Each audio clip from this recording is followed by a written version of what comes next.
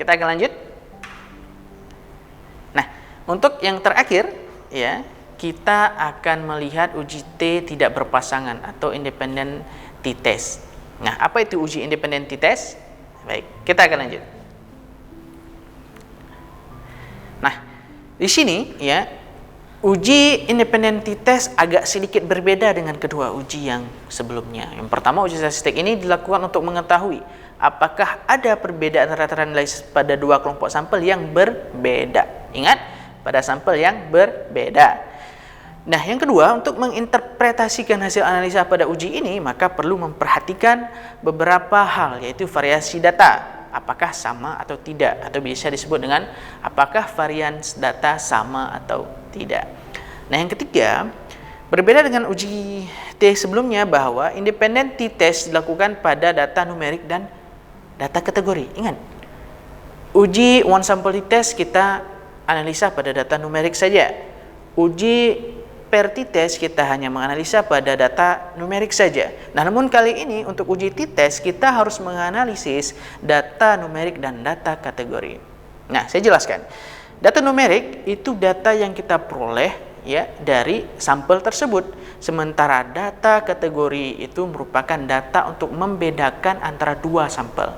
Ingat, sampel untuk uji independent t-test itu adalah sampel yang berbeda, maka perbedaannya itu akan dikategorikan, ya. Akan lebih jelasnya kita lihat di contoh nanti. Nah, untuk yang keempat, data diambil pada sampel yang berbeda namun sama dalam hal tujuannya.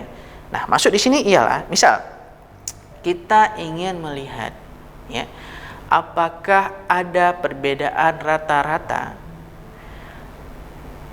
nilai mahasiswa Fakultas Kesehatan ya, prodi farmasi kelas A dan B pada materi yang sama. Nah, berbeda sampel maksudnya ialah pada kelas A dan B. Namun kita sama-sama ingin melihat apakah ada perbedaan nilai rata-rata pada materi, misal perkuliahan, mata kuliah statistik dan desain eksperimental, ya, misal. Nah, maka untuk melihat tersebut kita perlu melakukan analisis statistik. Nah, oke, kita akan lanjut. Baik, contoh kasus. Misalkan seorang peneliti ingin melihat apakah ada perbedaan daya antiinflamasi dan indometasin, ya, dari indometasin dan paracetamol, maaf. Nah, maka pada kasus ini sampel yang berbeda terletak pada indometasin dengan paracetamol, ya, itu merupakan dua zat obat yang berbeda, ya. Sementara itu tujuan yang sama adalah ingin mengetahui perbedaan antiinflamasinya, ya. Tujuan kita yang sama, ya. Tujuan kita ingin melihat apakah ada perbedaan antiinflamasi antara kedua jenis obat tersebut. Baik, kita akan lanjut. Nah, maka setelah dilakukan uji, ya, setelah diketahui daya antiinflamasi ke ke semua obat tersebut, ya, kita bisa lihat jenis tabel berikut ini. Nah, untuk jenis tabel numeriknya kita bisa lihat daya antiinflamasi, ya. Di situ kita ada data numerik. Namun pada jenis kategori kita ada di jenis obatnya, bahwa satu itu untuk jenis obat yang satu dan dua itu untuk jenis obat yang lain. Nah, ingat, uji t-test hanya berlaku untuk melihat perbedaan dua rata-rata saja. Baik, kita akan lanjut. Nah, untuk menyelesaikan analisisnya, maka perlu melakukan langkah-langkah sebagai berikut. Sama halnya seperti langkah sebelumnya. Kita pilih menu analyze, kita pilih menu compare means, ya, ya. Namun di sini kita akan memilih independent sample t-test, maka akan menghasilkan perintah sebagai berikut ini. Baik. Nah, ini juga bisa kita lihat bahwa suatu kotak perintah yang sederhana, mudah dipahami, ya. Seperti biasa, untuk yang pertama kita harus memindahkan dulu daya antiinflamasi sebagai tes variabelnya. Ingat, yang akan kita lihat itu apakah ada perbedaan jenis obat, ya. Maka untuk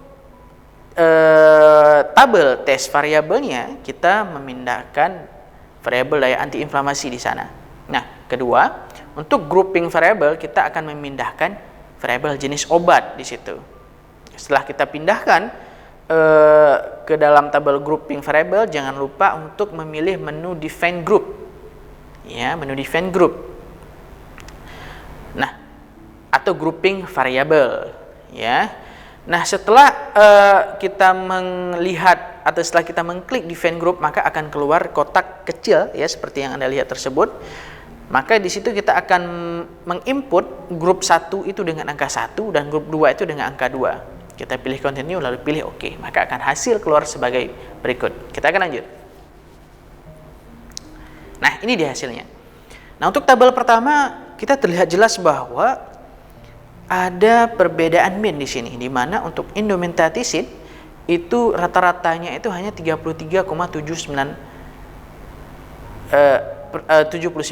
ya. Nah, sementara paracetamol itu rata-ratanya 78,02.